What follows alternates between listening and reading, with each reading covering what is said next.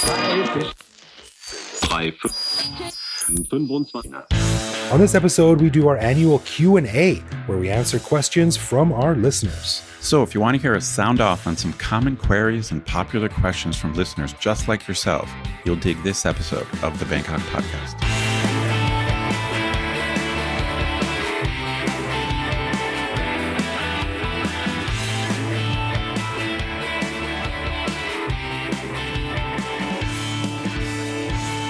Sawadee krap, and welcome to the Bangkok Podcast. My name is Greg Jorgensen, a Canadian who came to Thailand in 2001, and after 20 years of auditioning, I'm happy to announce that I was finally chosen to be Mr. April in the Gregs of Thailand calendar, coming to a store near you soon. Exciting. Yeah. And I'm Eddie Knuth, an American who came to Thailand on a one-year teaching contract 20 years ago, fell in love with the so-called cool season being 4 degrees Celsius less than the hot season. So I never left. It's so true though, right? But man, that 4 degrees makes a big difference. It does. It's just funny they call them seasons, you know? Right. Compared to where we come from. It's more like a time of day. That's right. That's right. All right. Before we start, a massive thanks to all of our patrons who support the show. Patrons get a whole bunch of cool stuff, including our ad-free regular show a day early, behind-the-scenes photos and videos of our interviews, discounts on swag, which you can find on our website, and various other things that aren't available to regular listeners. But best of all, patrons also get an unscripted, uncensored bonus episode every week where we riff on current events and random topics. We just finished recording this week's bonus show, and we resurrect the Greg versus Ed debate on the merits of Pattaya, seeing as how both of us were down there recently, Greg's upcoming trip to Chiang Mai and whether or not it will be canceled due to more COVID cases, a discussion about why the student-led anti-uniform protest scares Thailand's Phuyai, and great news from my American music class, which shows that there is, in fact, hope for today's youth. To become a patron, head to bangkokpodcast.com/support. Yeah, man. Anytime a university student shows interest in 1950s blues tunes, you got to smile. Yeah, you got to smile for sure. That's right. All right, everyone. Well, on this episode, we thought it would be fun to do a Q&A episode to round out the year, since it's been a long time since we did one. And I'm not even sure if you and I have done one. I know Evo and I did one in season 2. I can't remember what happened 2 weeks ago. Man, you do a show. So, it's always funny. Listeners sometimes say to me, you remember like in season 3, you did that show? I'm like, no, I don't remember. You do a weekly show and they all sort of get smashed together in this one giant podcast ball. True. So anyway, if we have done one, it's been a long time. So we posted a request on a previous show. We posted it on our Facebook page and in our Line group, asking listeners to send us their questions about life, the universe, and Bangkok. And we got some great questions. And as you know, we love hearing from you guys. So let's just jump into it. What do you say? Cool. Let's do it.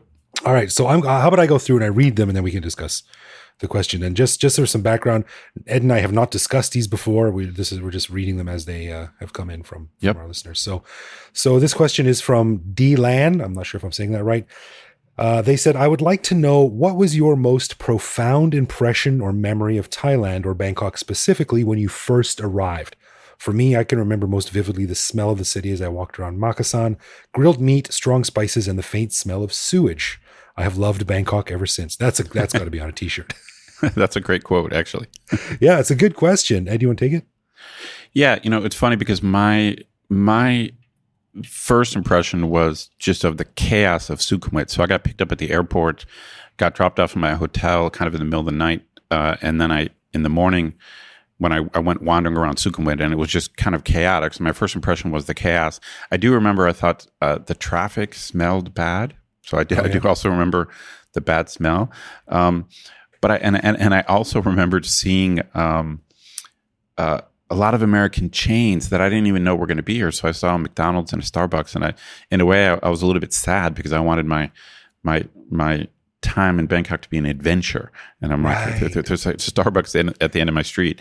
But I would say it was just kind of the chaos of Sukhumvit, and it, I don't specifically remember smelling food, but it was just kind of kind of a sensory overload of all the crazy stuff happening on Sukhumvit. Right. Yeah, it's funny. I have a similar experience, and I'll break it up into two halves. But the first time was when I got here at like midnight at Don Mueang Airport, and I stepped outside, and it was so hot. And I'm like, holy moly, is this what it's like? I don't know if I can handle this. And then I realized I was standing in like the exhaust for an air conditioner, like a giant air conditioner. So it was like 8 degrees hotter than it normally is. And I was like, oh, okay. That's great. You're like, wow. I mean, people said it was humid, but crazy. Christ. But yeah, similar to me, to you, Ed and Deland, the next morning when I walked out of my hotel room on Silom Road, I remember just the wet, heavy air. You could smell the air almost had a texture to it. Yeah, yeah. And it smelled like putting your head, like opening your dryer. You don't use dryers in Bangkok, but in Canada, you use dryers for your clothes. And it's like opening the lid when your clothes are still like hot and wet and just sniffing that in. And I thought that was really interesting. Yeah. It's funny that all three of us have sort of like remembered this like overwhelming smell. Yeah. I remember the smell of the exhaust on Sukhumvit, and I was really worried about it. Yeah. Yeah. Good thing it's gotten way better. I think it has. Really? All right, I was being sarcastic, but all right. Well, I mean, either it's gotten better, or we've just gotten used to it. Probably a bit of both. Which could be worse, right? Yeah, that's right. All right, the next question comes from Tim. It's a very simple question. He says, what equipment do you use to record and edit? All right, well, I can do my thing first. So I record right into free software called Audacity. So Audacity for Windows is free software. I record straight into it. I use a Behringer dynamic microphone. I previously had like a Zoom interface, but it was getting old. So I just bought this interface called a Zoom U44, which is a little more advanced, a little more expensive. But still, I mean, the total cost of the equipment is under a couple $100. So at least on my end, I think you've got some better equipment, Craig. But my stuff is pretty reasonable. Yeah, I record on a Rode NT-USB microphone. It's a condenser microphone, so it picks up. It's very sensitive to sound, so I've got to have all my fans off in the room. And I have that mounted to a Rode mic arm. And I record on a MacBook Pro running a Hindenburg Journalist Pro, which is a bit of a sort of a higher end program. Right. But the reason I use that is because I also edit the show on Hindenburg Journalist Pro. Right. Yeah, that's a little bit more professional stuff. Yeah, and it can output MP3s. That is, you can apply various settings to the the levels and stuff in the MP3 you output like that. So that's what we used to record and edit. And the interesting thing actually about this, that longtime listeners might know this, but new listeners might not. But a lot of people are surprised sometimes when they hear that me and Ed are actually not in the same room when we record. Right. Yeah, the way we record is kind of ghetto, actually. We do what's called a double ender, which sounds a lot more fun than it actually is. But me and Ed connect over Facebook Messenger, and we do like a video call where we chat into each other. But I record my audio to my computer, and Ed records his audio to his computer. And that way our signals are immune to any telephone dropouts or signal noise. That's right. So even if the video goes out or starts crackling or something, each of us gets a clean signal into our computer, and then we just upload those to a shared folder. I pulled both MP3 files into the editing program, and then it sounds like that. And you work your magic. Yeah, I cut out all the ums and whos and dead air and stuff like that. So there we go. Well, you need to cut out more of my likes. I say like too much. I know this. I'm going to need to get paid more if I'm going to go through and cut out every like. Same with me going, yeah. It's rough. It's rough. I mean, I think part of it is the fact that our show is unscripted. So this is just how we talk. Yeah. So there you go, too. like what I said. Joe asks us, in the short term, what are you most looking forward to? It's an interesting question.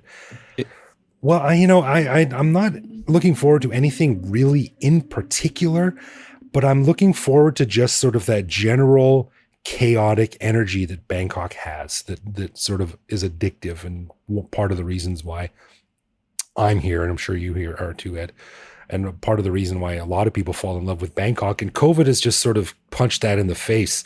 It doesn't really have that anymore. It still has that sort of controlled chaos that is just inherent to Bangkok, but it sort of has lost a little bit of its unpredictability, a little bit of its cadence. I think Bangkok is just sort of a bit more slow and predictable now, protests notwithstanding. But when it's at its full peak buzz, like it's buzzing, and it's just not buzzing right now. So you're looking forward to the end of the lockdown, the slowdown. Yeah.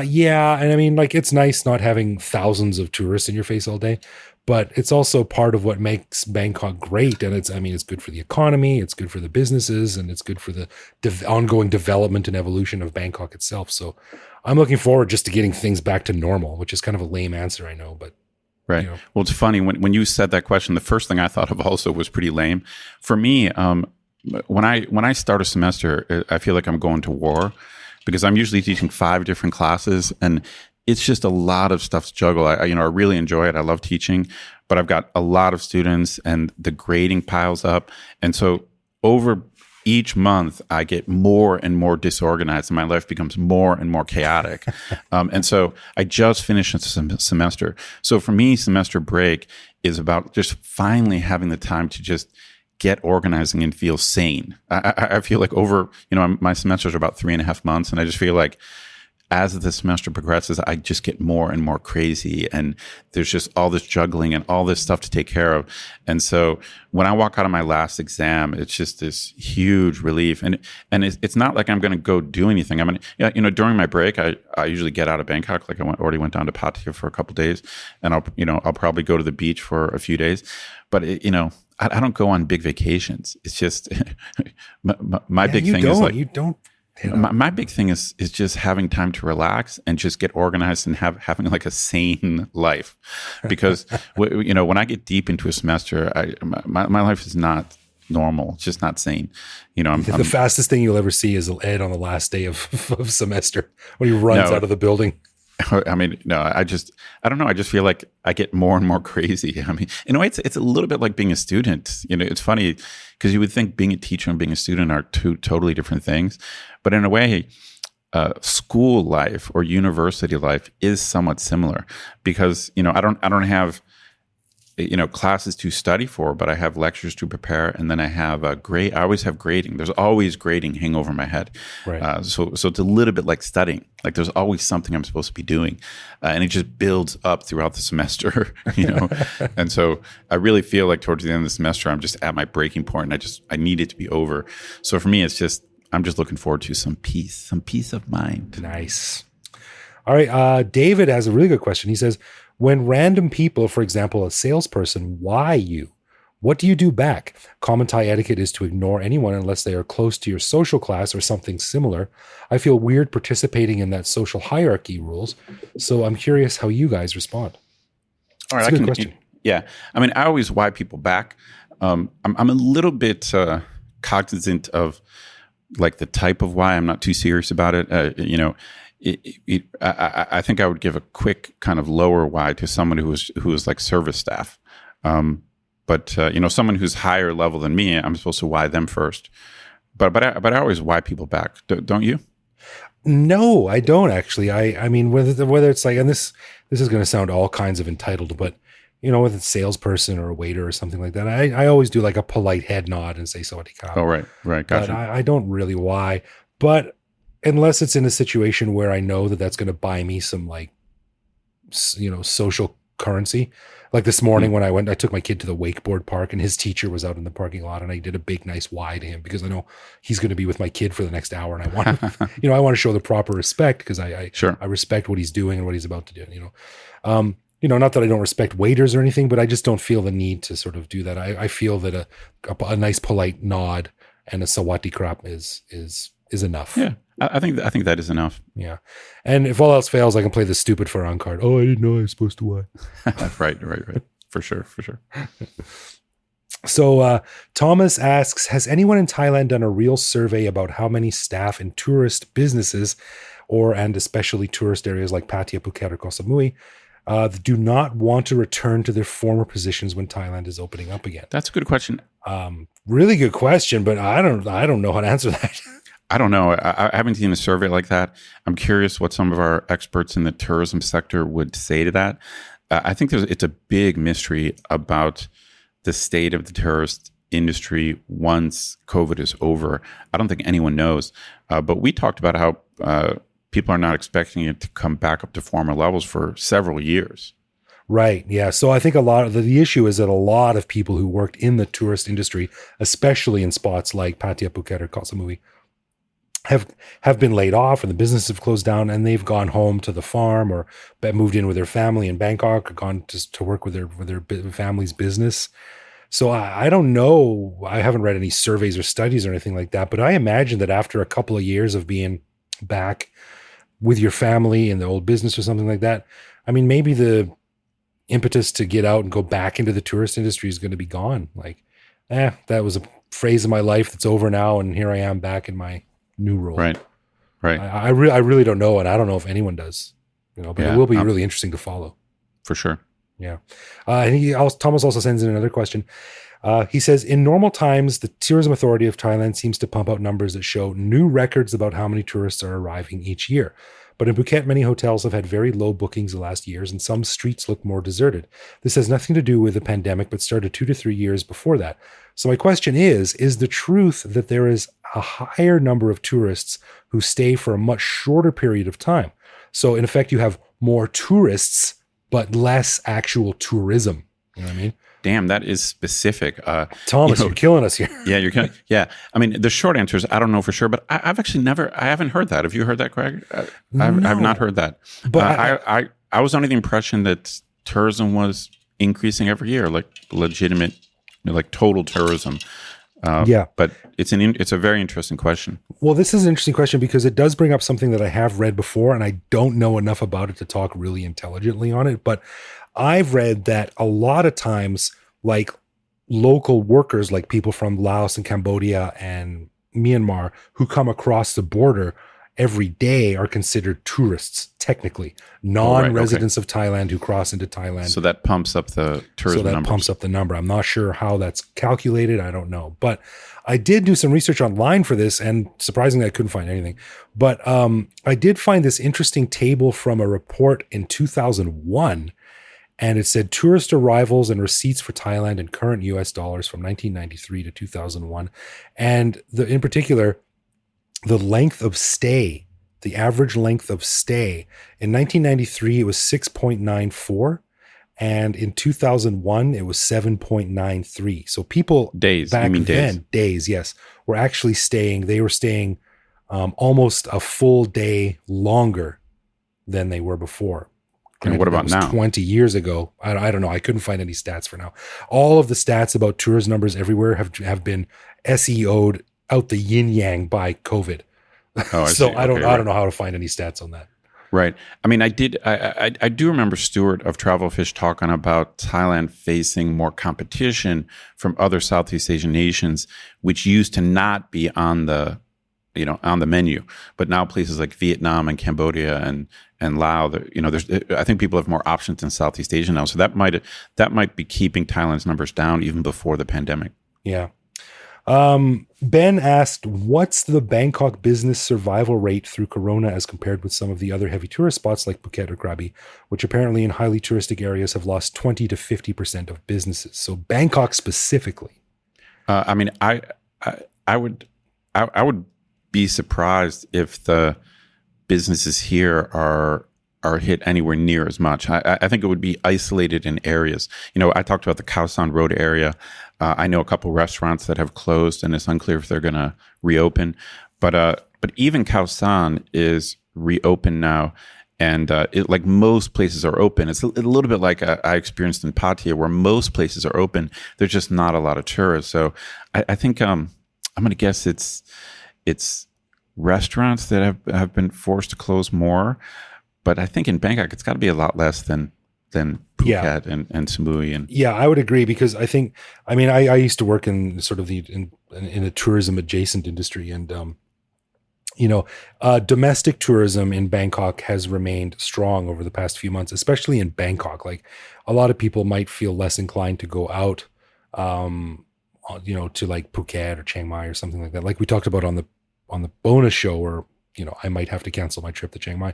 But Bangkok is buzzing. There's a ton of people here. They all got to eat. They all got to go out. And it's been months since we've had any sort of local transmissions in Bangkok. So business is roughly back to normal for most businesses that don't solely rely on tourists. Like most Thai people I know would never go to Khao San Road. So Khao San Road is probably hit hard, but Silom, Saton, Siam Square, Asok, they're doing okay, not great. But they're busy. Yeah. Yeah. So I think places in Bangkok are probably insulated from that a bit more. Christoph says, how did your families in Canada and in the USA react when realizing you are possibly going to stay forever in Thailand? I am not that close to my parents, but I really start to wonder how they might feel when one of their 3 sons will leave to stay in Thailand. Oh, this is a good question. In my case, I came here in my early 30s, and so I think it wasn't as big a deal. I think if I would have come here in my 20s and not gone back, it would have been a big deal. But I had already lived around the United States and lived away from my family for, a decade, but, before I came here. So I don't think it was that big a deal. Although I do remember like year by year, in 2005, 2006, 2007, when I would go home, I tried to go back every year. My mom would be asking me, so when are you coming back? And then I always answered truthfully, which was, I don't know, maybe next year. And then after about 10 years, that's when I started answering, maybe never. But I don't think, because I was already older and because I had already lived away from home, I don't think it was that big of a shock. Yeah. For me, it was never really something that I didn't grow up with a dad. I was raised by my mom. So my mom never really asked me specifically that question, but she just wants to make sure that I'm comfortable and I'm doing okay and I'm enjoying myself. So as long as I'm doing that here, that's fine. But like my mom and I lived in different cities from when I was around 18. So like you said, we already lived apart, so it wasn't such a huge deal. I was a bit further away. But I do remember at one time I went back after being here for a couple of years, and I had a conversation with my best friend's mom, who I was very close with growing up. And she sort of said to me, like, so when are you going to finish your little detour here and come back and have a real family, real job, stuff like that. And I responded with, well, I don't know. When are you going to dump your boring ass white picket fence existence and come and live with me, where I hike in the jungle and lay on the beach and have this crazy adventure? And she was like, all right, I get it. So that's great. It was a bit too caustic in my answer, but that's the only real question I've got. And I think actually a lot of my friends, and especially my family, have seen me as sort of a conduit for them to get some adventure in their life too, because they can come and visit me. And yeah, cool. Yeah. So our buddy Joe, yes, best whiskey and or food pairing suggestions. It's funny. I'm the wrong guy to ask. In general, I'm the wrong guy to ask about booze because I go out of my way not to develop sophisticated taste. So it's like I've got friends who are really into whiskey. I don't want to know what they know. I've got friends who are really into craft beer. I don't want to know what they know.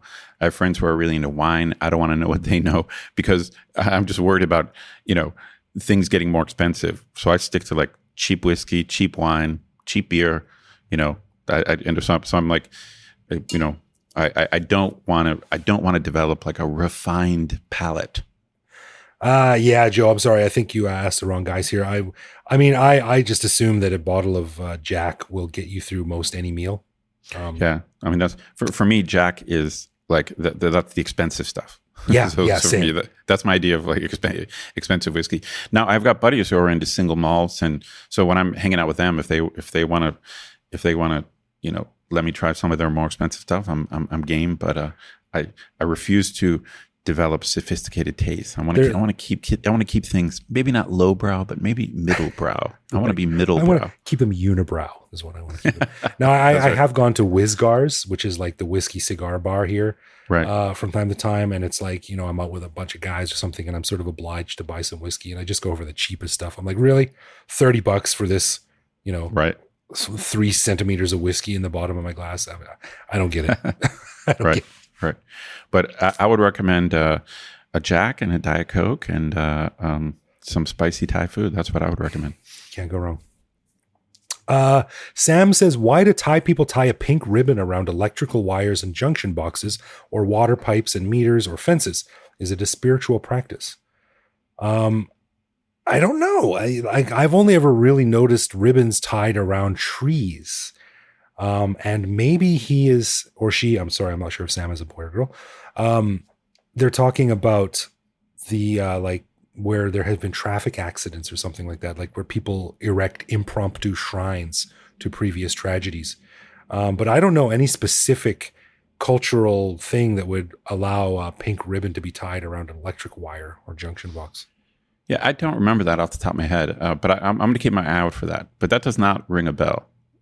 Yeah, I mean, a lot of times there'll be like someone was hit by a car or killed or had an accident or something, and people will go and put some prayer flags around it. Maybe buy a little statue of a zebra if it's a traffic accident, or a little statue of a thing, or maybe some Fanta, some red Fanta or something, just a basic offering for a spirit. So they might be prayer flags, but as for specifically pink ones near electrical junction boxes, I'm not really sure. I'm going to look for that. I've actually don't remember seeing that, but it's an interesting thing. So I'm going to look out for that. Right. You're going to touch an electrical wire and fall over dead, and then someone's going to go and tie a pink ribbon around it. So be like, Then we'll have the answer. We'll have the answer, right? That's right. Andy says, hey, I'm interested in any information you have on typical Thai salaries for common jobs in Bangkok and outside. Every answer I get is different. Well, I can say this. I can say this. If you're talking about a normal Thai salary for Thai people, I mean, for the exact same work, it's always much lower than it would be in the States or Canada. I mean, sometimes like 10% as much. I'm always shocked when I do direct comparisons. For example, I read an article about being a bank teller in Thailand. And, I can't remember the exact numbers, but it worked out that even though bank tellers, let's say in the States, like don't make very much money, maybe, I don't know, $20,000 a year. In Thailand, it's like they made something more like $4,000 a year. So it was like less than like a fifth. So, but I think there are obviously higher paying jobs, and I do think foreigners here on average do get paid more. But I mean, I think Thai salaries are typically anywhere from a fifth to maybe even like a tenth for the same work. I mean, it's a pretty big difference. Yeah, when I was teaching, I think when I first got over here, I was getting paid 30,000 baht a month as a teacher, which was pretty standard. Yeah, it's pretty standard back then for someone who's not a professional teacher. And I remember my Thai colleagues, I would get roughly half of what I was making, so 15 or so. I think for like teachers, I think like if you go back and listen to our previous episode we did with our senior economics correspondent, Jessica, she was talking about average annual salaries in Bangkok for Thai people. I think it's probably around 20 to 30,000 baht. Yeah. For most sort of. That's right. Between 20 and 30 is probably the average, right? Yeah. Now those are salary jobs. And of course, minimum wage is 300 baht a day or something like that in Bangkok for laborers. But I also know that, sort of educated Thai people who are in mid-level management jobs who are making 80, 100, 150,000 baht a month in bigger companies, bigger international companies. But they're very skilled. So it's really hard to nail down, but right. That's what we can say about that. All right. Tommy says, since I started going in 2005, I've been to Thailand on 20-something trips, and not once have I wanted to go back home. Do you guys ever get tired of Bangkok or Thailand and miss the old country so much that you would consider moving back? I mean, Thailand has its frustrating qualities, as all countries probably have, but maybe in the end, it is about getting back what you put in. The right attitude often helps. Good one. Well, I mean, I do think about going back home, but a lot would just depend on if I had opportunities there. Like sometimes I do feel like, wow, I've kind of done everything there is to do in Thailand. Like, what else can I do here that's different? But over the years, something always pops up. Like, for example, the Bangkok podcast, which I've been doing for more than 2.5 years. So I don't know. That's how it's been for me. So I do go through periods where I'm thinking, all right, I guess I've exhausted the possibilities here. Maybe I should start thinking about going back. But then almost always something comes up. Something new, something different that keeps me here. But I don't know. If some great opportunity popped up, I would consider going back. But in general, I kind of assume I'm a lifer. Yeah. I think if you spend a long enough time in any place, you start to see the cracks, and it's easy to complain about those from time to time. Like I complained in Canada, I complained about the same stuff that I do here, the bureaucracy and this rule and that rule, and this is stupid. Why do people have to do this when they should do this? And, just it's just the fill in the blanks change. But as someone with a kid, my wife and I have had conversations about should we go back to Canada or not, but what always sort of smacks it back around to like you had me saying, I'm probably just going to stay here is like, there's a lot to consider. Like I've been out of Canada for 20 years. I'm middle-aged. Yeah. Like what the hell am I going to do in Canada? That's right. Yeah. Right. Like, I have basically the same level of social connectivity that I did when I graduated high school. I've got no credit and I've been out of the country for 20 years. So what can you give me? And there's also like me and my wife, like, what if we move back? What if my wife really doesn't like it? What if I don't like it? Right. What if my son has a really hard time fitting in? And so we've got a pretty nice life here. And so we've decided that it's better to cut our losses and just go with that. We've said it before, and I've said it before. I still find Bangkok an adventure. I mean, this is one of the reasons why. This is one of the reasons why I love doing the podcast. Is that I'm still meeting new people. I'm still doing new things, and I do sometimes go through periods where I feel like, there's nothing else to do here. But then it happens. Something pops up, and it's still an adventure. Yeah, I think in Thailand you can live much the same structured life that you can back in the West. Like I get up in the morning, I go to my office job, I sit at a computer, I come home, I play with my kid. I've been doing the same stuff if I was in Canada. It's just that in Bangkok, it provides me the potential for so much more tomfoolery, so much more adventure, so much more shenanigans here. So I think I probably prefer to be here, but that's just me. So that being said, I do go through times where I'm like, I hate Thai food, I hate Thai traffic, I hate Thai language, sucks, but that goes away soon, and I'm back to my loving it. Right. Our friend Eric sent us a cool voice message online. Let me play that real quick. Hey guys, Eric here. I'm not sure how much you've discussed these minivans or mini bus taxis from the Victory Monument, sort of north from the city up towards Ayutthaya.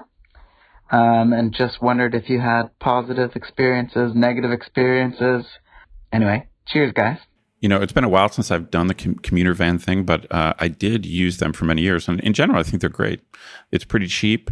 It can get a little bit crowded, but I feel like they're safer than the buses. I feel like some of the bus drivers are just out of control. Right. And really? And yeah, for me, I've had scarier bus rides where the bus drivers are just careening down the highway. And I don't know. I've had a better time with the vans. As long as you pick the right one and there's not too many stops, I think the commuter vans are a good thing. What do you think? No, I disagree. I think I hate them. I've ridden a lot of them before, and I think it's, you can't really pick the right one because you get in a line and they tell you where to sit and you jump into one and you don't know what's going on. You don't know what the driver's like. And those guys drive fast, dude. Like if you're going like down to Phuket or Pattaya or something like that, or whatever, they go fast. And I just feel that they're too risky. I Interesting. I've just had better luck with vans than buses. I've done a couple like bus trips down to like going to Samui or something like that, where right. So I've taken a bus down to Suratani before you catch the boat to Samui, and I don't know, man. I think those buses are crazier than the van drivers. But I get your point is probably well taken. It really just depends on the driver, and I guess you never really know. Yeah, and we've all heard stories about some guy nodded off. He was hopped up on Red Bull or something, and he fell asleep because he didn't have enough and he smashed into the back of a truck or something. So I say, spend a little bit more and get your own private taxi if you need to. Invest in your safety. Our buddy Matt, he says, what are some things in Thailand that are better than they are back home? Yeah, well, of course, COVID, and let's keep our fingers crossed. But talking to my mom and chatting with some of my sisters, they're having to be much more careful than we are here. Yeah, totally. I mean, they're not on a total lockdown, but they're having to be much more careful about where they go and what they do and wearing a mask. I mean, here we're still wearing masks, but as we said, I feel like it's kind of 80 or 90% back to normal. I'm going to assume Matt was talking about like maybe some more like daily things, like general things. But so I'm going to say obviously Thai food. In general, not as in right now. Well, maybe right now too, but I'm also going to say movie theaters. I think Thailand does movie theaters way better than they do back home. They're cheaper, they're more organized, they're cleaner.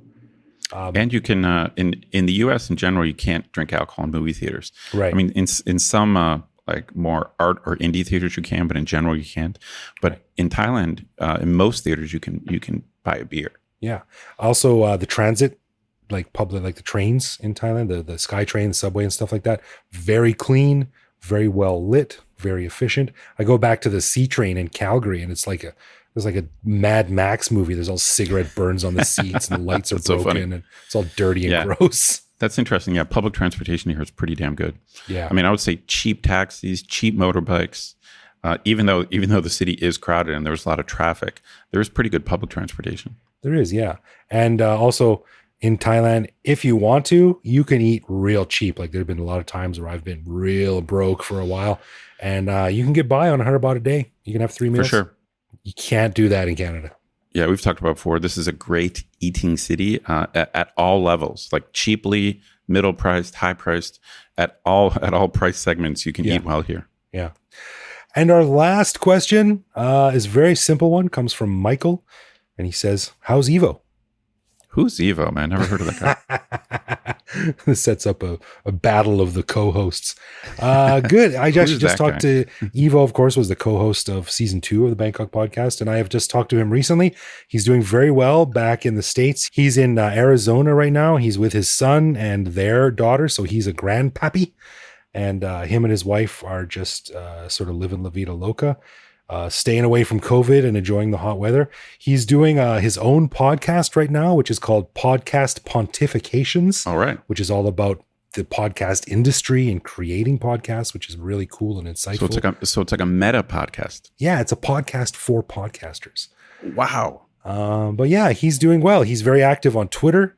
His handle on Twitter is just Evo Terra, and he posts a lot of funny pictures and insights there. So if you want to catch up with him, that's probably the best place to do it. But Evo is doing fine. He's one of our patrons, a good buddy, and a big shout out to Evo. And that's about it. That's all of the questions we got, or most of the questions we got. Sorry we couldn't get to all of them, but we're running a bit long. And so thanks everyone for sending those in. There's some really good, insightful questions there. We got to do more of these. I like this format. Yeah. I hope we answer them to the best of our abilities and to your satisfaction. And if not, too bad, because satisfaction is never guaranteed. All right, let's get into some love, loathe, or live with, where one of us picks a particular aspect of living in Bangkok, which we then discuss and decide if it's something we love about living here, loathe about living here, or have come to accept as something we just have to learn to live with no matter how we feel about it. And this week, it's all Ed. All right, it's funny because we mentioned this earlier in the question about our memories of early Bangkok, and we talked about the bad smell, right? Yeah. So, Craig, what's your take? And I'm curious if you ever use them, the small inhalers, and I think they're typically menthol, right? And it's like the inhalers that I think are supposed to protect you from the horrible smell. They're pretty popular with Thai people. Do you ever use them? No, I don't, because they remind me of Vicks Vapo Rub. That's right. So first off, what would you call those things? Yeah, I think they're often called Yadom. And they just smell like, a lot of times they have like menthol. A lot of times there's also like Thai herbal ones that smell of different things. But no, I never use them. I never really got the why you would want to use them. I mean, there are times when you walk around Bangkok and you catch a really bad whiff of something, but I've never been like, man, I need to breathe. Well, it's funny. When I got here, I told you I thought Sukhumvit smelled really bad, and I saw people using these inhalers, and I'm like, I got to try that, but I never could get. I don't know. I could never get in the groove. So I mean, I remember trying it. I bought it a few times, and then you sniff, and it clears out your nose a little bit. But I don't know. So I just never understood it. I mean, it's not like I hate it. So it's not like I hate it. So I guess I'll have to go live with. But it's something that it just seems like a very Thai thing that I've never adopted. Yeah. Live with for me as well. Like I don't object to it, and it doesn't smell awful to me. But it just seems like something like it seems like a solution in search of a problem. I've never felt like I've needed it to do anything, So I'll live with them. I got nothing against them, and sure, I'll smell them sometimes, but I don't feel the need to use them. Gotcha. Yeah. All righty. Cool. Well, A final thanks to our patrons who support the show. Patrons get a ton of cool perks and the warm, fuzzy feeling knowing that they're helping support the show. Find out more by clicking support on our website. And connect with us online. We're Bangkok Podcast on social media, bangkokpodcast.com on the web, or simply bangkokpodcast@gmail.com. We love hearing from our listeners and always reply to our messages. Right on. You can also listen to each episode on YouTube. You can chat with us or send us voicemail online, or even reach out to me directly on Twitter or Instagram, where I am BKK Greg. So thanks for listening, everyone. Take it easy out there, and we'll see you back here next week. For sure.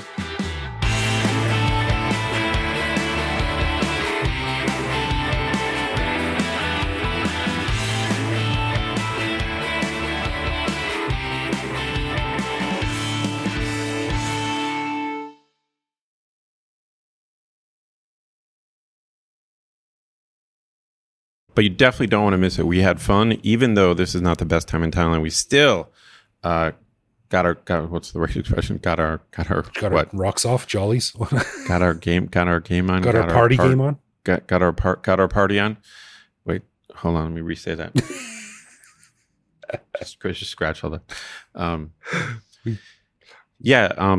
Shit, hold on. Yeah. Fucking jeez. Yeah, that's it. Just good times.